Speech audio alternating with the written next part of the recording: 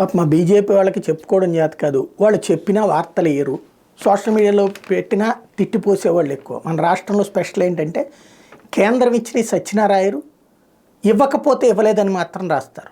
National highways భారతదేశంలో highest పొందినటువంటి రాష్ట్రాల్లో టాప్ 5లో మనం ఉన్నాం. అట్లాగే ఇళ్లకు సంబంధించి టాప్ 1 మనమే. 20 లక్షల ఇళ్ళు శాంక్షన్ చేసింది ఒక్క ఆంధ్రప్రదేశ్కి మాత్రమే. అయినా మోడీకి ఎవడన్నా ఓటేస్తున్నారా? మోడీని గురించి పట్టించుకున్నారా? బీజేపీని గురించి పట్టించుకుంటున్నారా?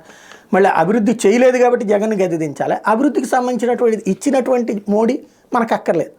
ఇప్పుడు కాకినాడలో తాజాగా పెన్సిలిన్ జీ ప్లాంట్ త్వరలో అమలు కాబోతోంది, త్వరలో రన్నింగ్లోకి రాబోతుంది. 3,000 మందికి ఉద్యోగాలు. మొన్ననే హైదరాబాద్లో రిక్రూట్మెంట్స్ కూడా చేసుకున్నారు, ఇంటర్వ్యూలు చేసి. ఇక్కడ విశేషం ఏంటంటే అది ఏ పథకం కింద వచ్చిందో తెలుసా? PLI, పెర్ఫార్మెన్స్డ్ linked incentive. Make in India, made in ఇండియాలో భాగంగా నరేంద్ర మోడీ చేపట్టినటువంటి సంస్కరణలో భాగంగా వచ్చినటువంటి ప్రాజెక్ట్. ఆ క్రెడిట్ ఆయనకి ఇస్తారా?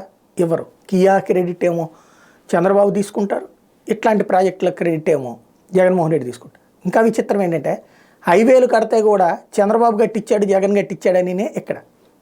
మన రాష్ట్రంలో విశేషం ఏంటంటే చదువు రాని వాడికి తెలియదు ఎట్లాగో, చదువు వచ్చిన వాడికి తెలిసిన ఎవడబ్బా సొత్తిస్తాడంటారు.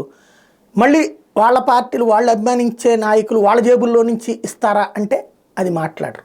మరి నిజాయితీగా ఉన్నదా సమాజం అంటే 1000కి 990% లేనట్టే.